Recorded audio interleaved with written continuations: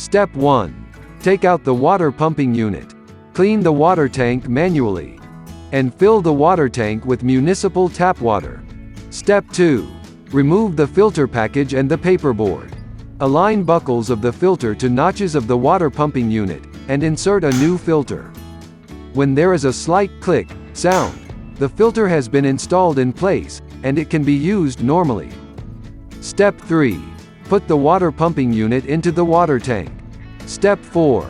Click the water dispensing key twice to allow water to naturally flow out of the water outlet, and start to take water.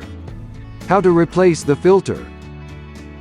To remove the old filter, take out the water pumping unit. And push the bottom of the filter upwards to loosen the filter from the water pumping unit. Then press the buckles on both sides of the filter to take the filter out of the water pumping unit.